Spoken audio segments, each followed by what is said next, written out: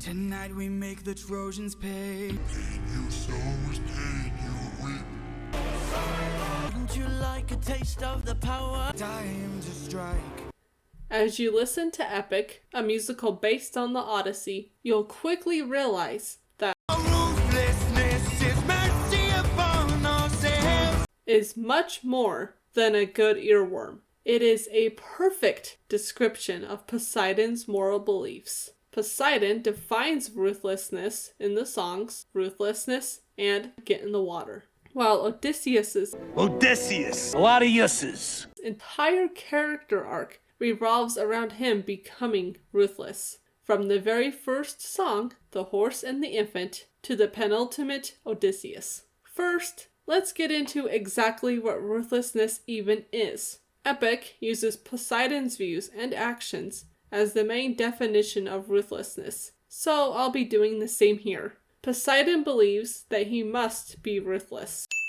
This means that he approaches every problem in his life on the offensive. He believes that by taking action with enough force in the present, then that problem won't escalate in the future. Epic's creator, Jorge Rivera Herons, explains, in Poseidon's mindset, he believes that if you're ruthless towards any problem that you confront, you'll be more efficient and able to eliminate it, and thus it will not come back to haunt you later. Poseidon believes that by acting with this level of intensity, he prevents consequences that would be much worse, in his mind, than if he didn't, viewing doing so as merciful because of the results being ruthless prevents. Poseidon accepts this as a necessary part of life, as shown here by Jorge calling it a mindset Poseidon has.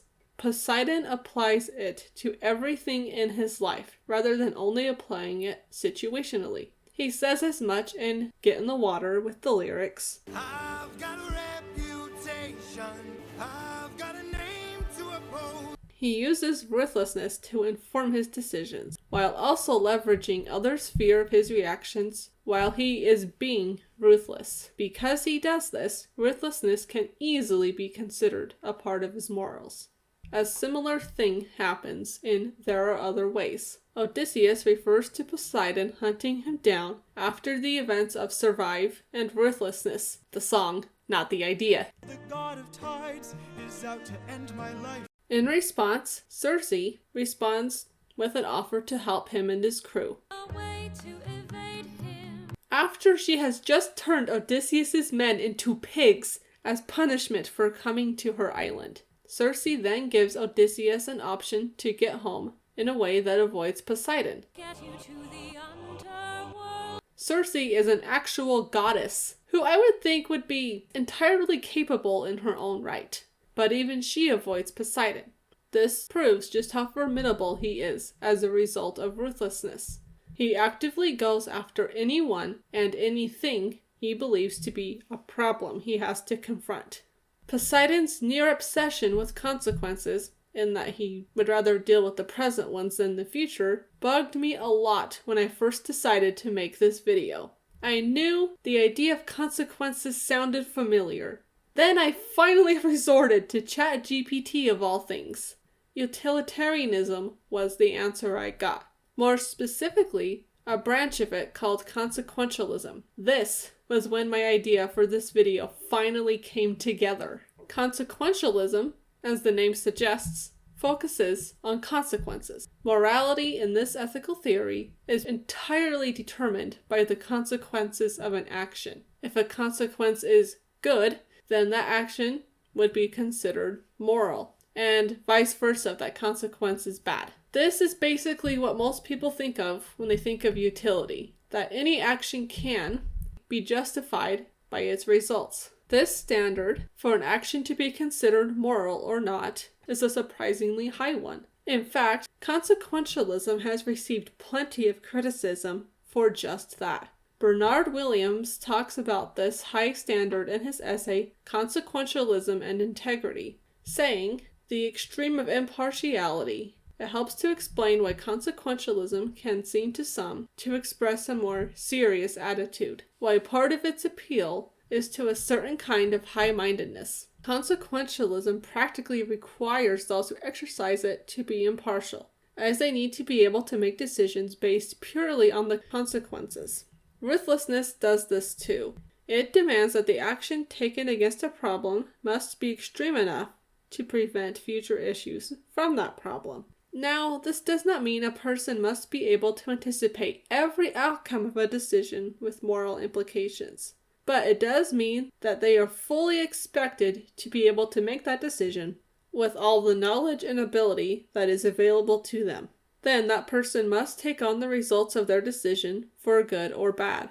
Williams goes on in that same essay to call this negative responsibility. The notion of negative responsibility, that if I am ever responsible for anything, then I must be just as much responsible for things that I allow or fail to prevent, as I am for things that I myself, in the more everyday restricted sense, bring about.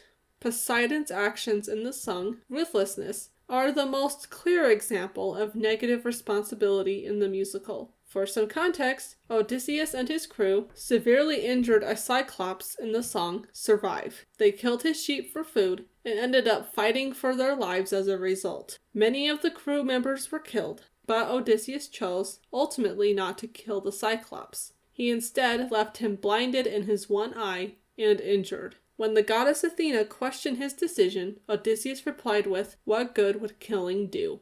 Odysseus ends up facing the consequences for his decision in a confrontation with Poseidon in the song Ruthlessness. You see, Poseidon learned about the injuries to the Cyclops, a Cyclops who also happened to be his son, Polyphemus. Poseidon was, understandably, very angry about this. He places most of the blame on Odysseus, as he was the captain who ordered his crew not to kill Polyphemus. He tells Odysseus that I gotta make you bleed. I need to see you drown.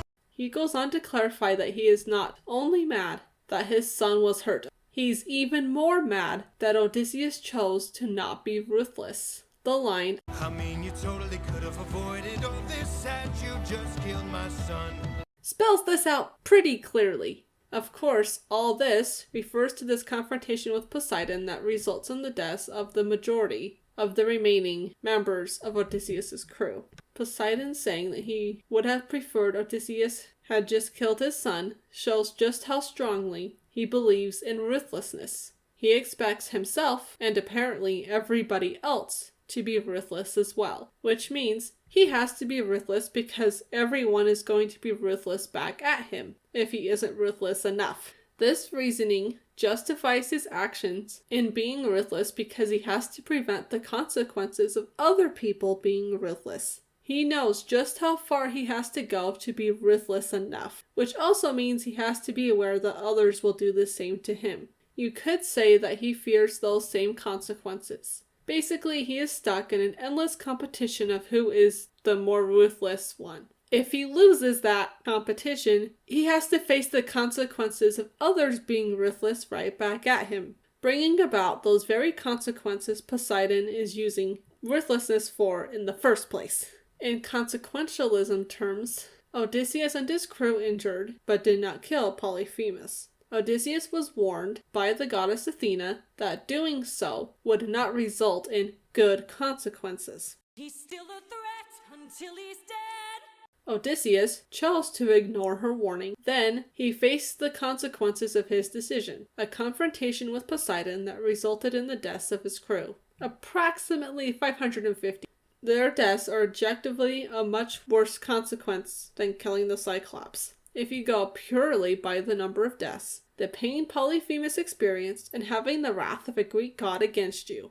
Consequentialism would judge only these results as objectively bad, without factoring in Odysseus being merciful, or his men simply following orders and trying to survive. Odysseus, as captain, holds much of the negative responsibility in this case. He gave the orders and knew there would be bad consequences for his decisions.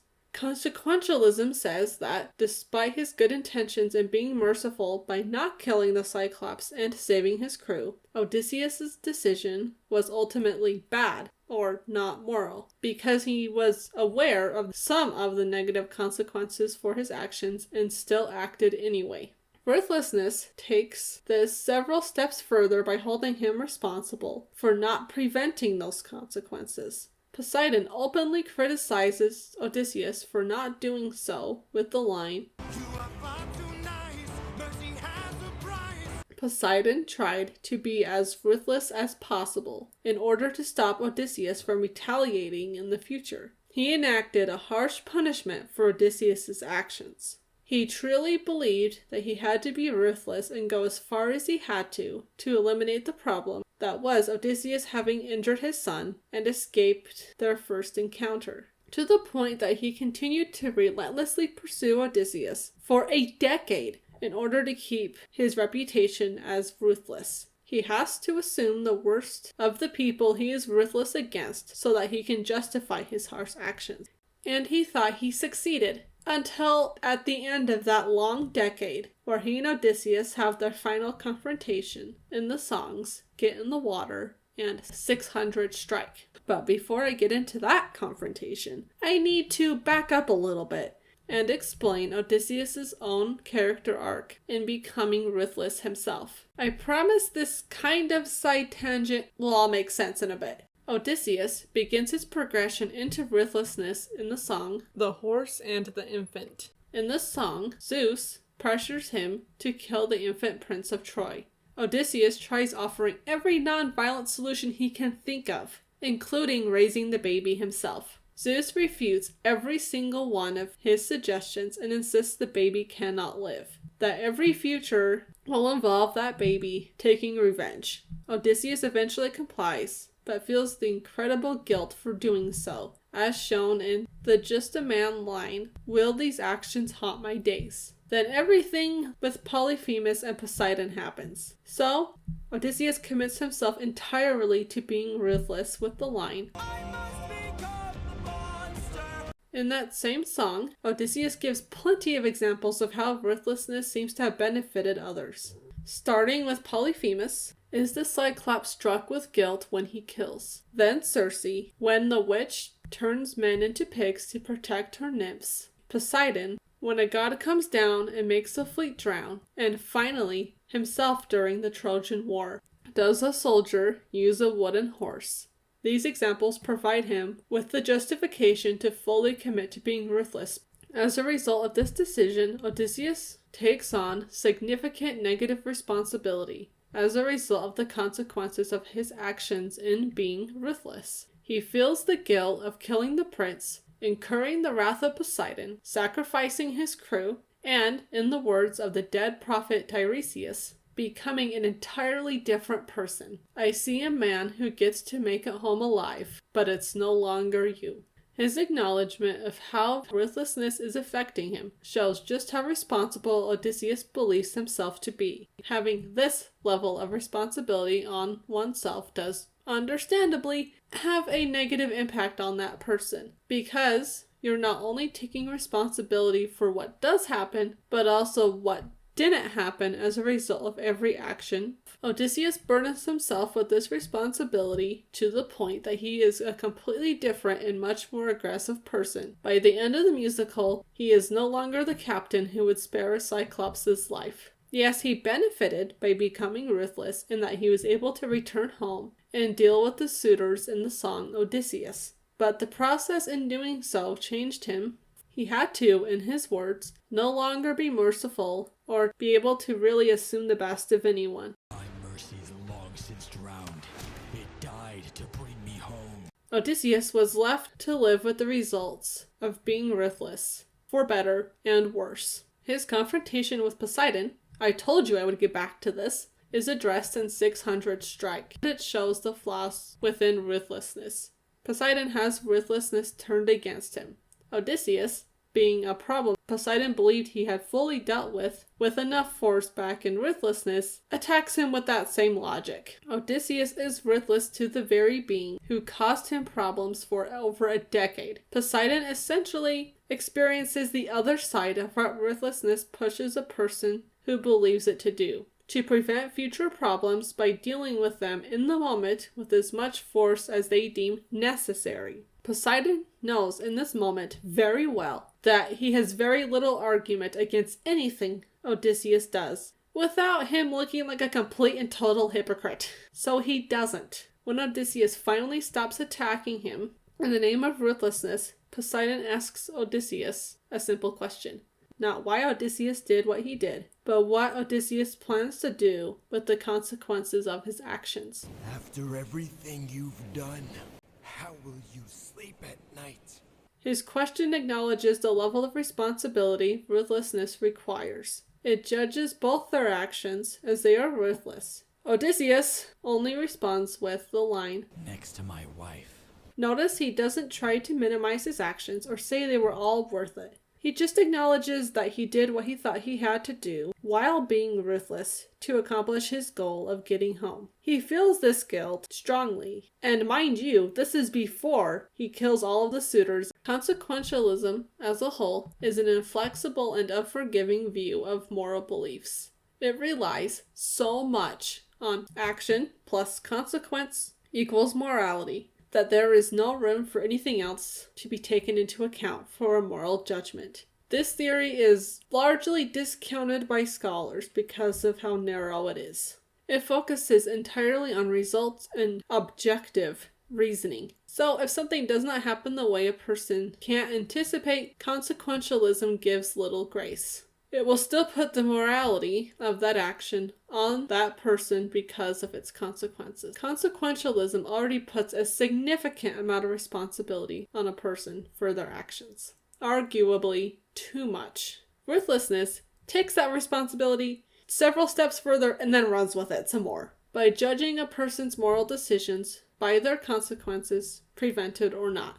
If the problems addressed by these decisions aren't dealt with according to the standards of ruthlessness, then that person is blamed for not being ruthless enough. And if they are ruthless enough, they still have to live with the guilt of what they had to do in order to be ruthless enough. This is what happened to Poseidon in Get in the Water. He thought he had been ruthless enough that the problem of Odysseus was mostly solved, only for Odysseus to be ruthless towards him in return, leaving Poseidon with the harsh reality that he, a strong believer in ruthlessness, was, by his own definition, not ruthless enough.